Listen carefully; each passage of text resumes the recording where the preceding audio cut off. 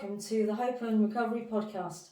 I'm Allison Summers, and my guest today is a gentleman who started his life in a very different field of work before he worked for Kenward Trust and became the director of the trust for a number of years.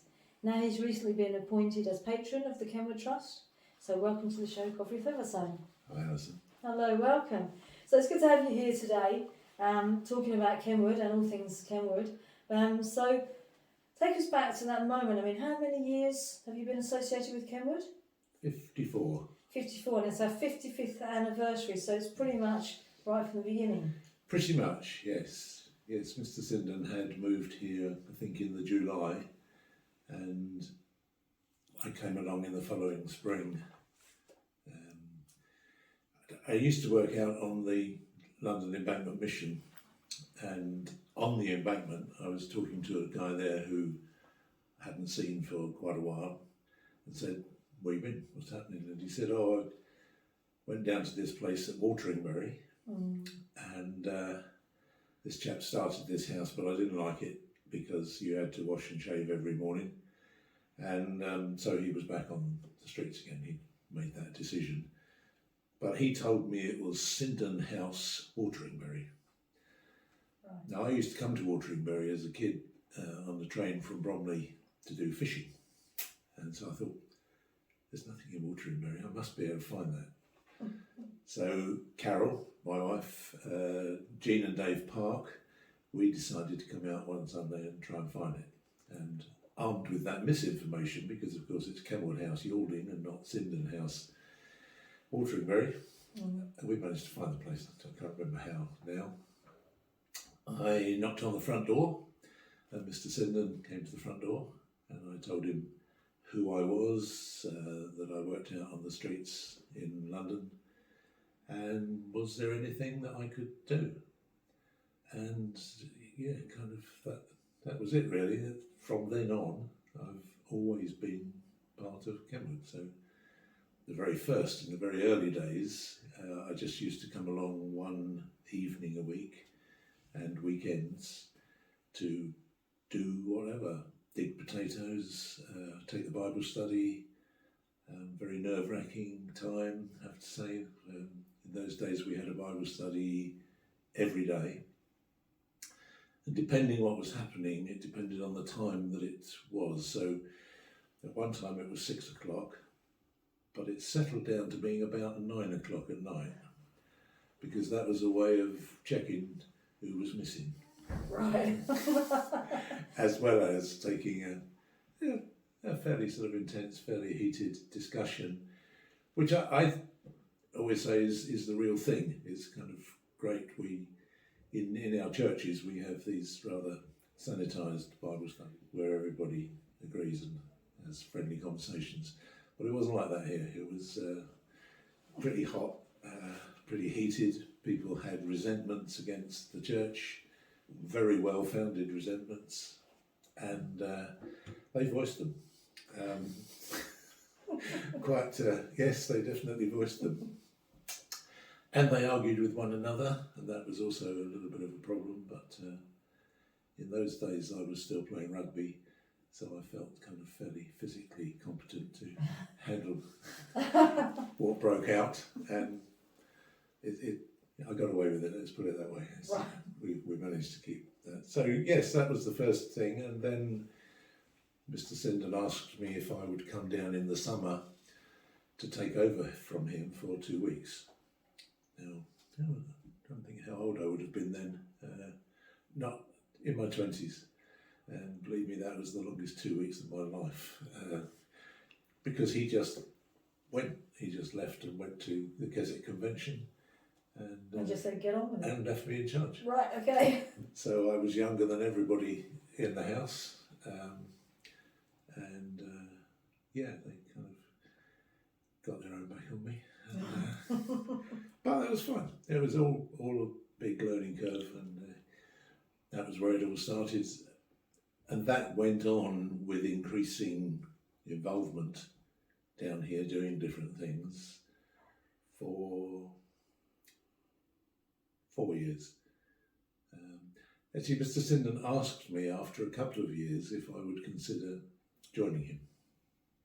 And I couldn't see how that was ever going to happen because I've got a family and a mortgage and a degree to attend to and work and so on. I couldn't see how that could happen.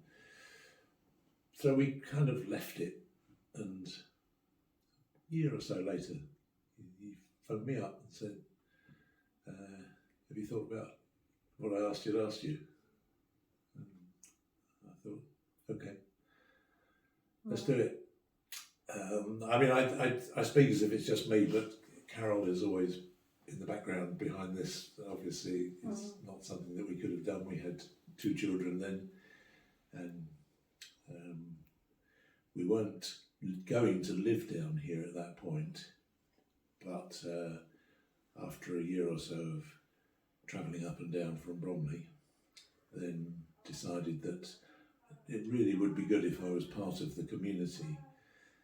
I remember in a prayer letter that we wrote, in fact the very first prayer letter, it says, Mr. Sinden had a heart attack. Godfrey came down to join the trust. Mr. Sinden had a heart attack and had to retire.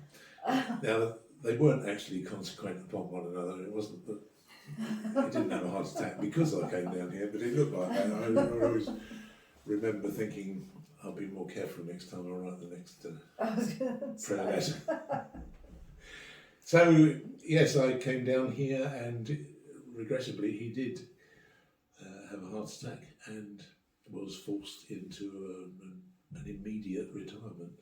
And but fortunately at that point, I think it was 1975, we'd just moved down here, so Carol, myself, 2 children, and we brought a load of baggage with us, really. I shouldn't refer to them in that way. I hope they're not listening to the podcast, because what I mean is there were a number of people who were around who lived in our house in Bromley, who of course now needed to live in our house in Yalding. And actually they were wonderful people, and we were very grateful that they came, they sort of helped out, became part of the trust as well. But yes, the children would have been, Matthew was 6 and Natalie was 9. I only bribed Natalie down here, saying that she could have a horse, because I knew that we'd have a field. So I didn't know anything about horses, but that's all right. If I only did things in my life that I knew things about, I wouldn't have done anything. It was just... Yeah, so we came down here in the 1970s and been here ever since. I was going to say, because, you know, so the trust, Kenward, as we know it, 68 is when we started. That's why we're celebrating 55 years this year. So Mr. and Mrs. Sinden weren't young. They were in their retirement years, weren't they, when this all started for them? Well, yes, I mean, Mr. Sinden became a Christian when he was 49, which I have to say, when he told me that, it sounded like he was very old, but I no longer think that. Of course. Yeah. But yes, so it was from his becoming a Christian in the 50s that, and at his age of 49, that he decided he needed to make a change in his life. He at that point had a daughter and a son-in-law who were captains in the church army, who were also still associated with the trust, so Paul and Olive Deeming. And they would come back to the farm, because Mr. Sinden was a farmer in Weald, and regale him with stories of what was happening on the streets in London. They actually worked at Spitalfields Crypt, which was one of the early churches to open its crypt to homeless people. And there is still a work there, although I don't think they don't now sleep in the crypt of the church. They've got a proper house. Yeah, so he was sort of hearing these various stories, and being a man of action, he wanted to do something both with his own life and to contribute towards the lives of others. So rather like I used to bring people home to our house in Bromley from the London Embankment Mission, Carol, it used to be a Friday night, and Carol would never quite know on Saturday morning what she was going to wake up to find. because I might have brought people People everywhere. Yeah, that's right, sleeping on the couches. And he started then taking men from London on the farm. So he converted some rooms over the garages on the farm at Weald, and men started to arrive and come there. When he decided to sell up the farm and buy Kenward, then those men became the first men to live in Kenward Trust.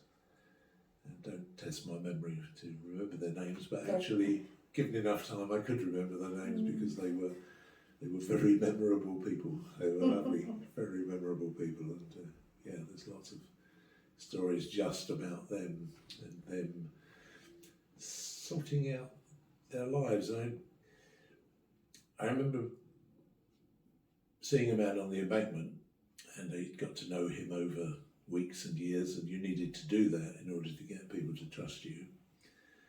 And he hadn't slept in a bed since the general strike. That was 1926.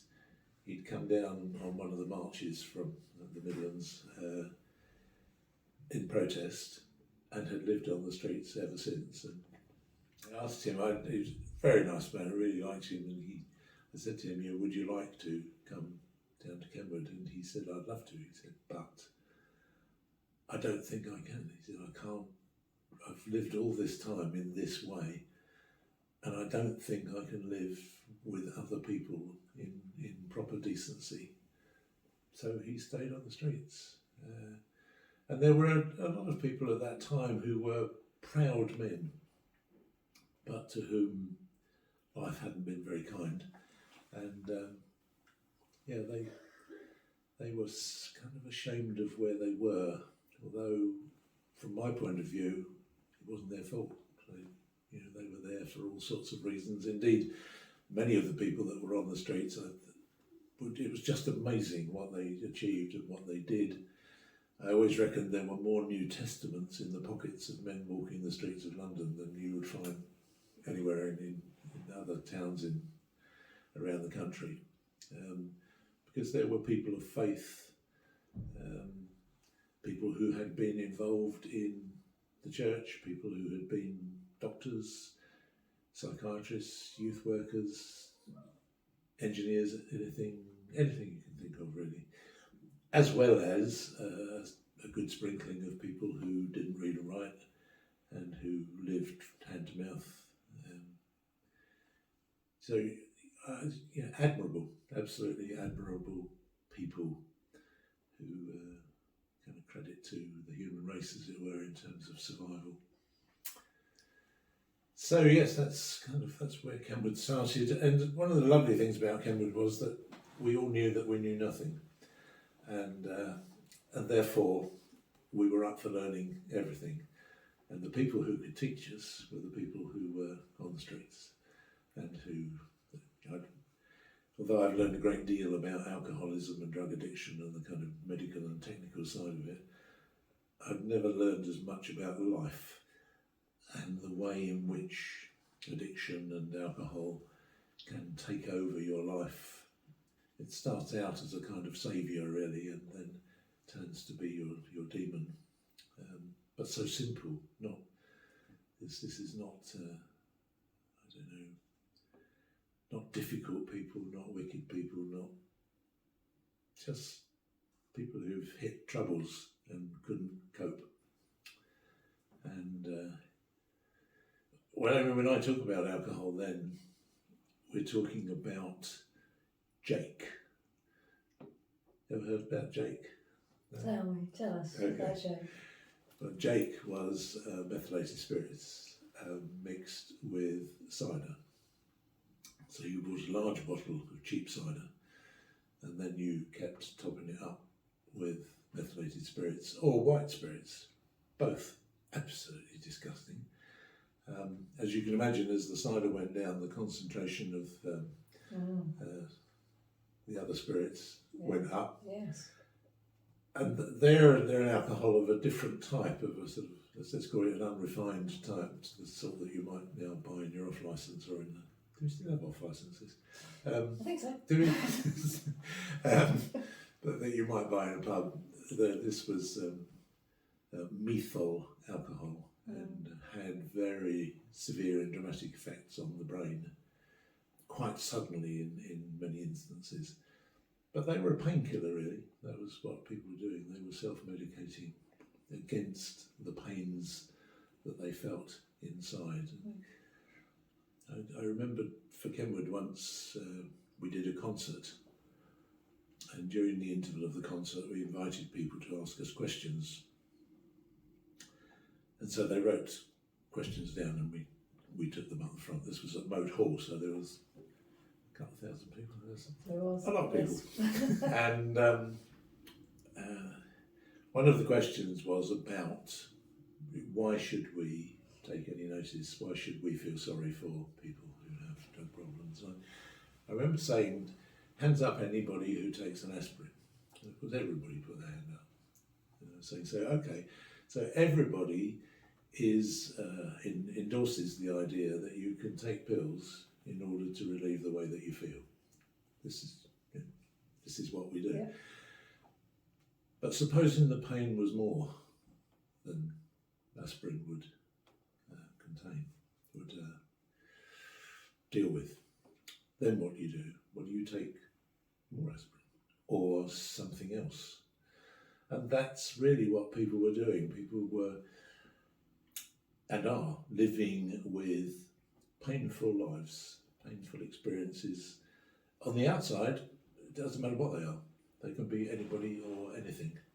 But inside, all sorts of things can be going on. And painkillers, of which alcohol is, I guess, one, not very sophisticated, but it's makes you forget what you were feeling. In fact, makes you forget everything. So that was a very easy way of doing it when aspirin wasn't available or aspirin wasn't enough. And my point was that we all do it. We all avoid pain. We want to, we need to. But our choices in terms of the way in which we do it can be beneficial or otherwise, and some people have made bad choices. Nobody ever thought, oh, I know what I would be in my life, I'll be an alcoholic, and started drinking because of that. Didn't happen that way at all. It's to do with the relationship that we have with whatever drug of our choice. A lady phoned me up once and said she was worried. She'd heard a programme, maybe perhaps like this. And she was worried because she said every morning at 11 o'clock I have a glass of sherry. Am I going to have a drink problem? And I said to her, I don't know. I said, if you could tell me that every morning at 11 o'clock you would feel absolutely fine, there would be no problems, no worries, then the chances are you won't have. But if at 11 o'clock you start thinking, oh, I'm really looking forward to that, I shall feel better after that, how many times we see on the television people saying, oh, I need a drink. Once you start saying, I need a drink, now you're self-medicating. It's no longer a sort of social thing that's happening, that you're just having alcohol with friends or a drink with friends. Now you're using it to sustain some kind of better feeling about yourself. Now you're in trouble. And I think that's very interesting, the way you describe people's dependency and pain, and very often what people need eventually to do to dull the pain that they feel, and how the changing thinking starts to happen between everything. It's really, Yeah, I mean, if you add then into some of the work that Kenward does with young people, the peer pressure, which will also contribute to a pattern of drinking, or could contribute to a pattern of drinking. I mean, I gave up drinking when I first started working on the streets. I was just not comfortable realising that I'm talking to people, some of whom wouldn't be there the next week because they'd be dead. And they'd be dead because they were drinking something that I might be drinking as well. I used to play rugby, as I mentioned, in those days. As you will realise, some rugby is occasionally associated with heavy drinking. And I decided then that this is not right. Don't feel comfortable with this. So I gave up drinking in 1964, 5. And this is a bit of an aside, but I was invited with the rugby club to go to an international match. This is many years later. And I went along and met lots of people there who I hadn't seen for a long time. There was one chap who said, no, I don't remember you. Anyway, we were sitting in the stand and they passed a flask of whiskey along. And when he came to me, I took it, passed it on to him, and he said, now I remember you. He didn't remember me for playing rugby, he remembered me for not drinking. So that was a kind of life choice that's still with me. It's no big deal, to be honest. It's not something that you have to do once you start to realise some of the pitfalls. And also once you start to realise that it's killing your friends, then it doesn't seem so good anymore. So, so our relationship with alcohol in particular. And it is funny the way in which people make a distinction between alcohol and drugs. They do, they make frankly, a difference sometimes. Yeah, people say, I drink, but I don't take drugs. So, yes, you do. Absolutely, definitely. Yes, it's okay, you take it differently and socially and acceptably maybe to others around you. I'm not suggesting that the consequences of one drink are the same as taking one of any kind of drug. They're not the same. The effect on the brain with alcohol is a kind of slow progression. Unless you're Billy Connolly, who said that he used, after one drink, then he was finished. So he gave up drinking as well. But yeah, that's kind of the way that it was. And so what happened when Mr. Sinden had to retire? And then Mrs. Sinden still carried on working, and then, or did No, they both? Yeah, they moved. They moved to Maidstone. Mr. Sinden continued to be the chairman of the trust, I suppose. We were not very well organised in those days, and perhaps didn't realise that the chairman and I was going to say the director, because that's what the position became, but actually he called himself the warden. Okay. Not as in prison warder, but prison, yeah. But he used to refer to himself as the warden. And it was only when we went to a meeting with probation that I said to him, when we get in there, everybody's going to have titles. What shall we say we are? And that was when we decided that he'd be the director and I would be the secretary to the trustees. Right. Despite the fact that what we were really doing was just running Kenward. Just as you were. Yeah. Oh, wow. But say we have learned then, and I think I would still say to staff here, listen to what your clients, your counselees are telling you, because they've got more information about this than you'll ever have. They are the experts. They are the experts. They are the experts in this, definitely, yeah. So when the retirement happened, and we're talking like 5 decades of Kenward, what kind of significant things for you changed as Kenward grew and evolved and went forward? Well, the fact that it did grow, I suppose, is one of the things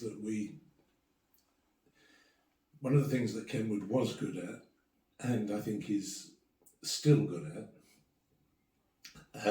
is that it responds to need.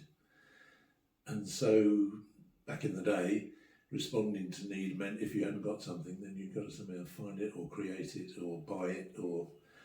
So we had other houses. The second house was in Hawkhurst, Highgate Hall, Hawkhurst. One of our residents here read in the local paper that this place was a white elephant, and the Tunbridge Wells Council had it, were going to knock it down, now couldn't afford to knock it down because they were going to put a car park there, and so they didn't know what to do with it. So I went to talk to Tunbridge Wells Council. I went to have a look at the house first, and then thought, yeah, we could do this, because Kenward was constantly full all the time with waiting lists.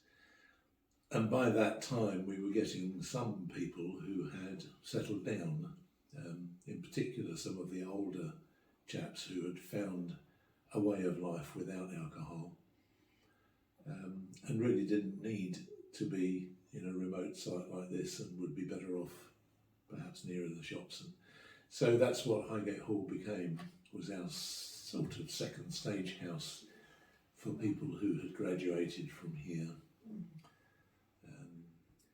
Boones Park, which, Highgate Hall the Trust doesn't have anymore. Boones Park was the next, and that was another large property with 14 acres of land over at Edenbridge, which we bought kind of sort of amusingly, in as much as I was out looking with other staff for the next house, because we again were full, bursting at the seams and needing more capacity. And we found this place at Edenbridge, beautiful, lovely house there, and decided this was it. We'd been led to this, we believed. So the chap who owned it, it was a nursing home at that point, he was a doctor, and I said to him, I think this is for us. So he said, well, that's good. He said, but just one question, how are you going to pay for it? So I said, well, I've thought a little bit about this, and I said, the only person I know who's got this sort of money is you, because you've just sold this house. So how about you lend us the money to buy it with, and we'll pay you back. And he said, I'll lend it to you for 6 months. Right, wow. So we had 6 months to raise £187,000. This is for a house that's currently worth about 3.5 million now, I should think, maybe 4.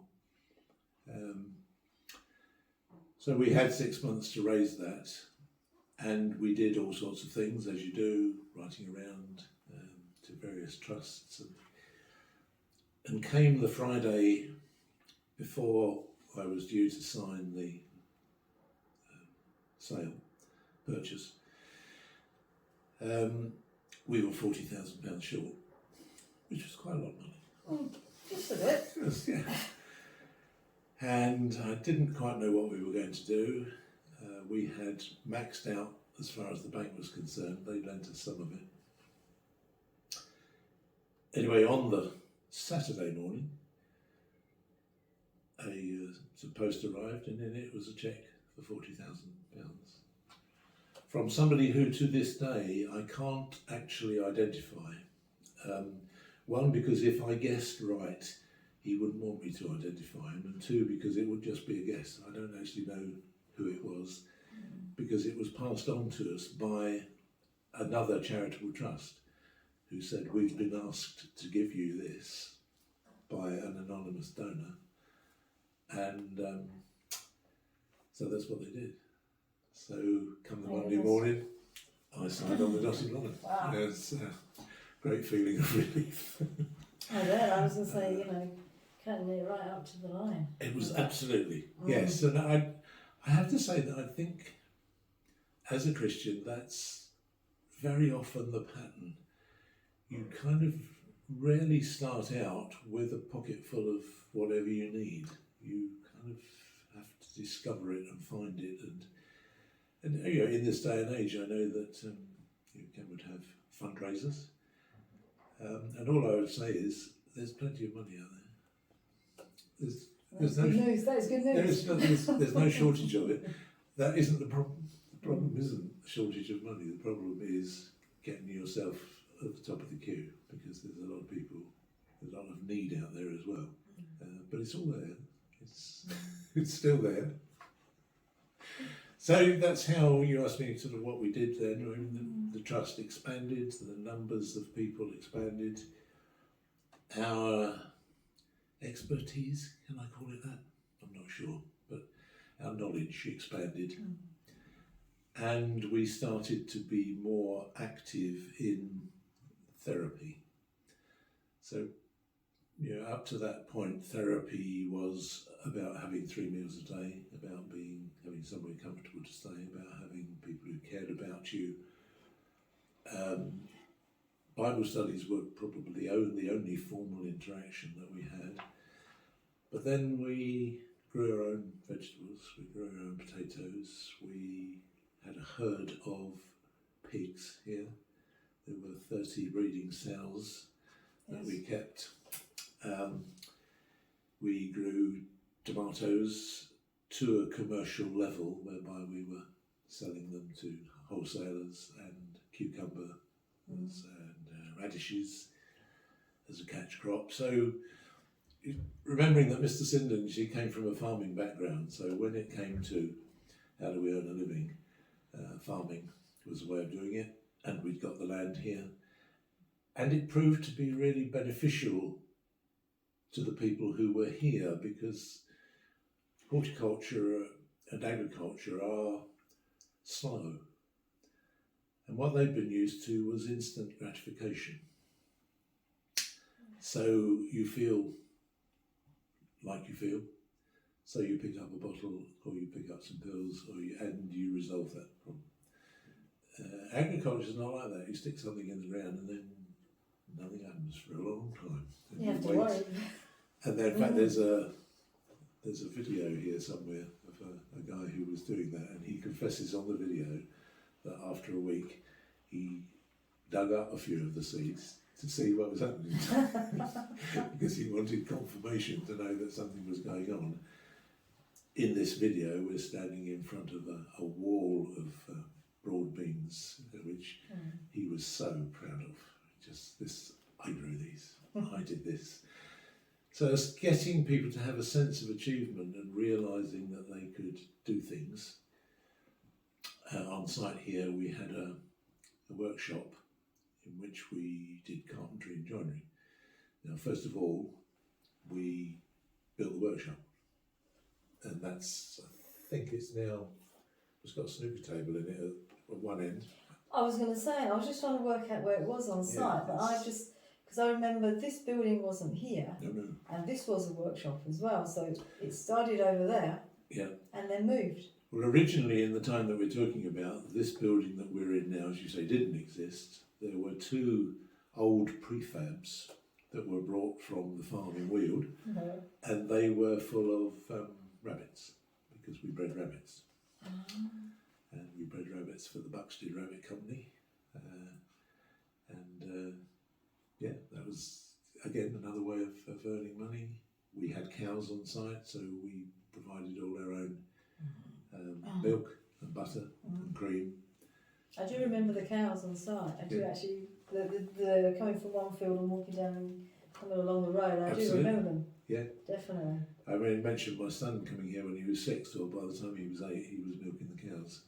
And I have to say that did his forearms a world of good when it came to playing cricket and squash and various other things that followed on in his life.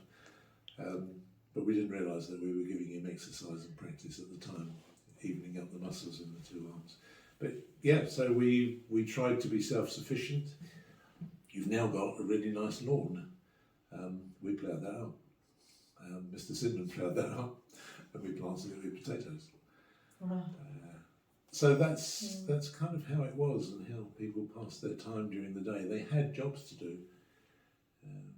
We had a big boiler here into which we fed pallets. That was the job for 3 people, because that had to be done 24 hours a day. So it was heating the whole house.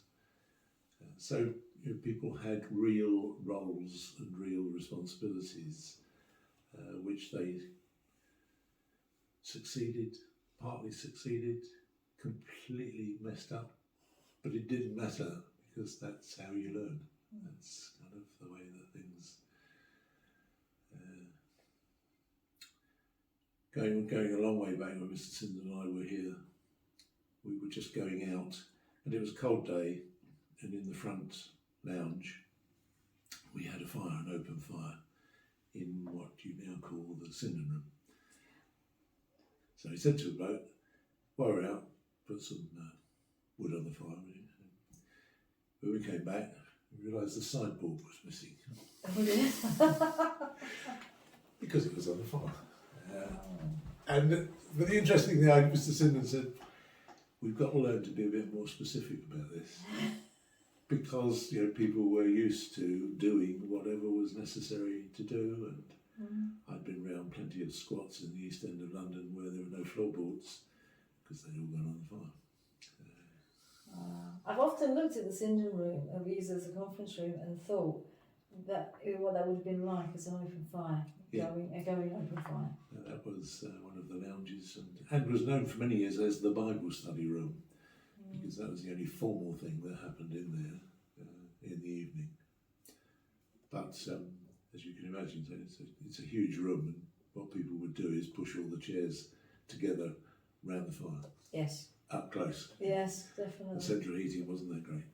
No. I can imagine, but the fire would have made so much heat. And the fire caused more arguments as well in terms of jostling for position around the fire, because some of the older residents felt that they had some kind of priority to sit closest to the fire, and they were willing to enforce their belief with some venom. Okay, it sounds a different kind of vibe. It sounds familiar, right? Yeah, it was different, a different world. It was kind of the Wild West, really, because the law was what you made it, and you were in a house with 24 other people, but it's all done by consent and by the majority wanting to do the right thing at any given time. And say over the years we've had hundreds, thousands of really, really wonderful people who have pulled themselves up by their bootlaces and got on with life.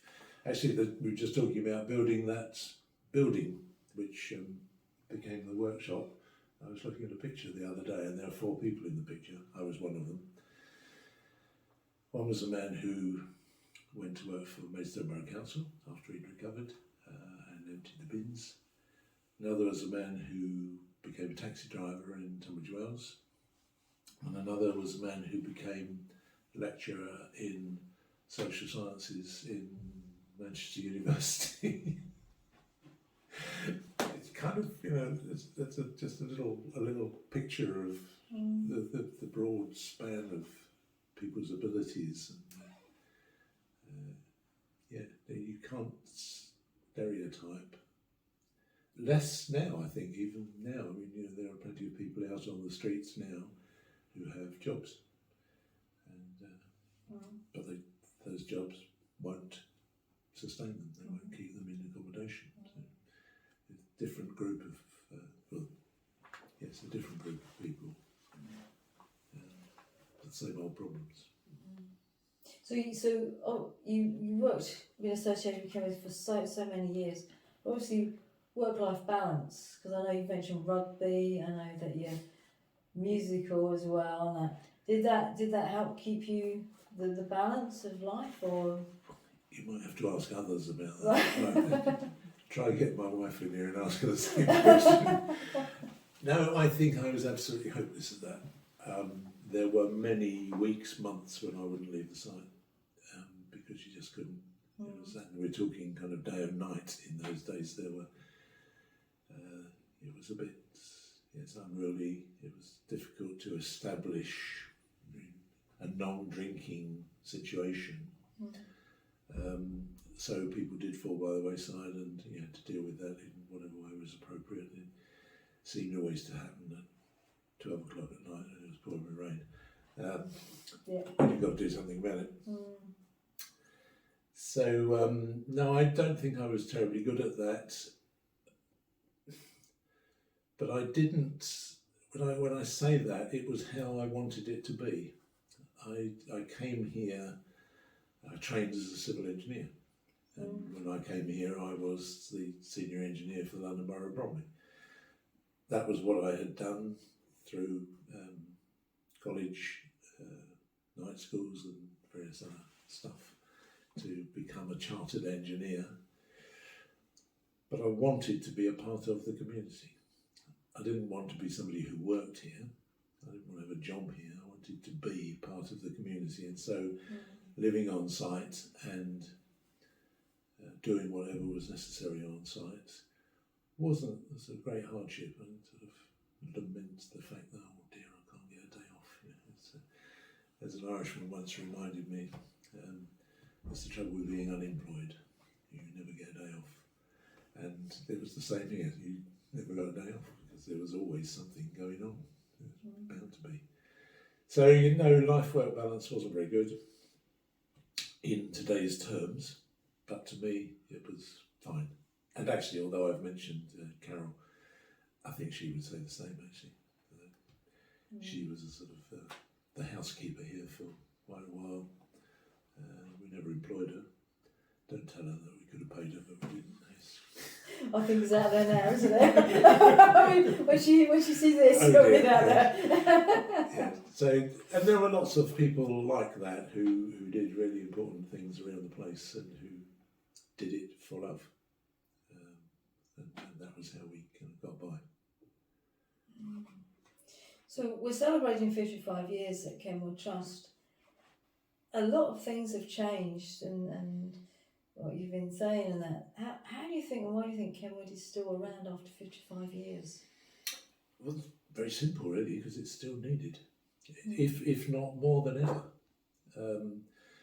During those years, the addiction, homelessness and so on has fluctuated in the political will of the country, and that sometimes the politics of the day has really put Kenward and the people that Kenward serves in trouble, and on other occasions it's worked reasonably well for them. Never enough, but then in politics there is never enough of everything. You've got to balance things out. So some governments got it right, in my opinion, in as much as they saw the investment of the money that they put in. So they could, I think in those days we used to talk about every pound spent on addiction would save £7-8 in social spending of supporting people in prison, the police, the hospitals, supporting addiction. So governments, some of them realise that investing in recovery is a saving, but you have to put it in up front.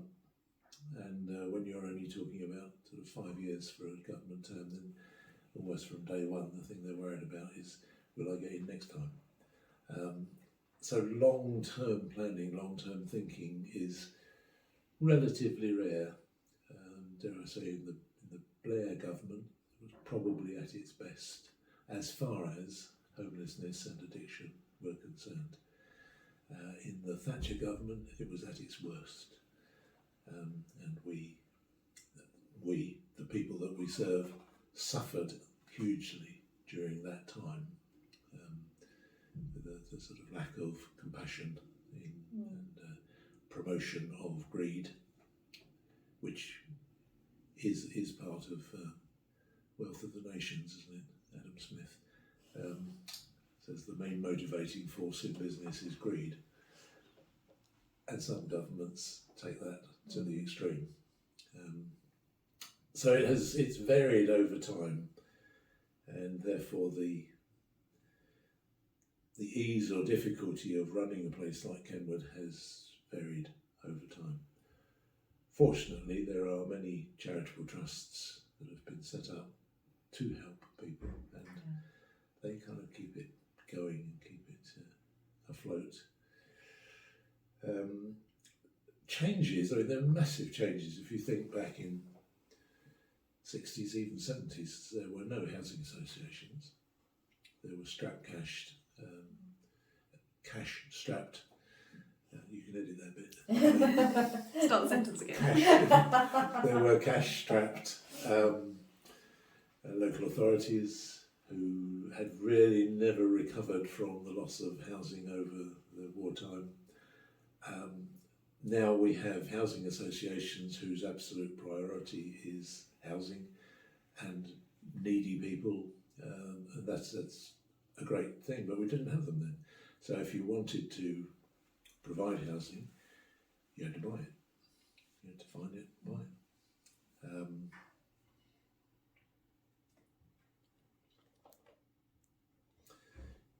Social services didn't exist. It's funny, sort of, you're celebrating 55 years of Kenward, you think, we've been here longer than social services. That's something. Yes. Various, again, local authorities had welfare departments, massively underfunded, couldn't cope with long-term strategies, didn't have long-term strategies for things like addiction and alcoholism. So you can't say that things haven't got better. Some things have got better. Inevitably, some things have stayed the same. Prison is a massive resource which has so much potential. And when I retired from Kenward, I moved to becoming I didn't intend it this way, it just happened that I became the chair of the Independent Monitoring Board for Rochester Prison. So there's a group of people in Rochester Prison who go in there every day on a rota, and prisoners can talk to them about anything they like, and they don't have to report it. Doesn't have to be official. But if they've got any complaints, then this group of people will take these complaints to the governor and try to get them sorted out. So massive resource in prisons, which in many is wasted. People don't get to use the facilities that are there. So you'll find people who go into prison who don't read and write. They're there for 4 years and they come out and they don't read and write. There are many others, of course, who will take that on, but it's a hugely wasted resource. But just the same, it's a people place prison. You know, it's rather dehumanising in terms of the strictness of the regime that you have to have there. But there's a great deal of good work that goes on in prisons. In the day that we're talking about, it was much less so. It was much more lock them up and shut up. But now, so there's a lot of creative stuff goes on in prisons, including recovery work. Yes. Yeah, there is a lot. But all underfunded. It's because people have not seen the wisdom of investment in social services. They see it as a drain on the public purse. It's not at all. It's very interesting, and saying, like, when you retired, actually doesn't feel like you retired. You went on to something else, and actually now you've come back round to do something for Kenward again. You've become our patron, is that right? That is right, yes. Tell us about that and what does that mean for you? I don't know, I'm going to lessons to learn to be more patronising. Right. I sort of brought the first patrons here, and I happened to be with Lord Brooke, who has recently retired as your patron, and we were laughing about the fact that I have taken over from him. He's retired because he has reached a certain age. I'm also that age, and I've taken it on, so I was pulling his leg about this chickening out early on. So yes, I think, I don't know, I mean, to be a patron, it feels a great honour. It's something that I never thought about, never aspired to, and is kind of the one job in Kenward that I've never done. So I'm available I'll do whatever is beneficial to Kenward, so I'll turn out. Except wear a tie. I'm not keen on wearing a tie. Okay, I think we can forego that. Can you work that out? Yeah. I'll put in a request so you don't have to do that. Suits and ties were never me, and even though I used to have to wear them in my former life, that wasn't the reason that I came to Kenward, just to get away from suits and ties. But it was a relief. So just really, we spoke about your being a patron and that, and throughout the interview, you've mentioned about yourself and the Sindons and the Christian faith and that, and I know that the trust is based on a certain scripture that is in the trust, and it's interesting that we've got the podcast that's Hope and Recovery, and I just wondered what does hope mean for you? It is the absolute bedrock. That's if you take hope away, and believe me, when you're out on the streets talking to people who have been there since the general strike, they've not got much hope about things getting better. Their biggest hope is perhaps that it will stay the same, but mostly it doesn't. Mostly it gets worse. But if people have hope, then they can do anything. They can go places, they can achieve things, and so over the years people have made absolutely remarkable recoveries in terms of their early life. And on many occasions we might look at people and think, gosh, how do they get in such a mess? And then you listen to their story and you think, how are they doing so well? How are they surviving at all? So hope is the bedrock, and you can't go down to the social services or to the DSS, it's not called that anymore, it's the DWP, and say, can I have an envelope with some hope in it? But Kenward has been a place where people have come and have found hope for their future. And for you personally, what does hope mean for you today? The same, I think. Yeah, I think it's the same. One of the sort of very early lessons you learn is that we are all the same. We can talk about the problems that other people have, mental health problems. We're all there. We're all kind of in the same boat. We all make mistakes. Indeed, without mistakes, I don't think the human race would have survived as long as it has. We are fortunate that we make mistakes and we can correct them, we can change them, we can do things with them. If it weren't for making mistakes, then we'd never get anywhere, we'd be dead. But you learn, it's not the sort of gospel that you put out. You kind of put the gospel out that you try and do everything right. But believe me, I've learned more from my mistakes than I've learned from anything I ever did right. And then and as you say, it's part of life. It is okay to be human and to make those mistakes, to learn, to go forward, to get yourself in a better place in the future. And the man who never made a mistake never made anything. I like that.